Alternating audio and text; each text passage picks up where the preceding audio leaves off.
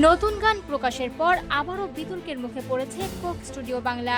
তৃতীয় মৌসুমের সাম্প্রতিক গান মেঘে বিশ্বকবি রবীন্দ্রনাথ ঠাকুরের কালজয়ী কবিতা সোনার তরীর অংশ ব্যবহারের পর থেকে সামাজিক যোগাযোগ মাধ্যমে শুরু হয়েছে তীব্র আলোচনা সমালোচনা।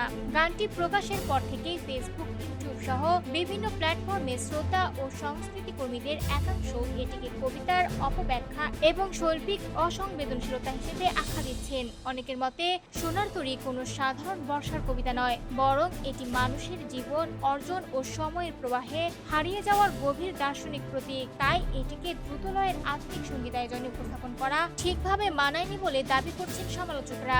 গানটিতে সঙ্গীত পরিচালনা করেছেন শায়ান চৌধুরী অর্ণব ও শাস্ত্রীয় সঙ্গীত শিল্পী মোহাম্মদ শোয়েব। কণ্ঠ দিয়েছেন মাশা ইসলাম, মোহাম্মদ শোয়েব ও মৌসুমী।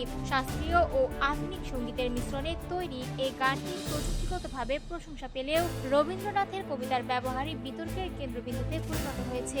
বিশিষ্ট কথাসাহিত্যিক ও সাংবাদিকদের কেউ কেউ সামাজিক মাধ্যমে সরাসরি সমালোচনা করে বলেছেন, কবিতার মূল ভাব না বুঝেই এটিকে গানের রূপ দেওয়া হয়েছে। অনেকে একে পরীক্ষা নিরীক্ষার নামে ব্যর্থতা বলেও মন্তব্য করেছেন।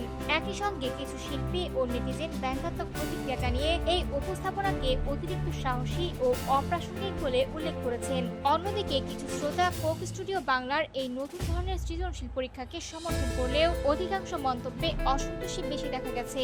ইউটিউবে প্রকাশিত ভিডিওটির নিচে হাজার হাজার মন্তব্যে মিশ্র থেকে শুরু করে কঠোর সমালোচনা উঠে এসেছে।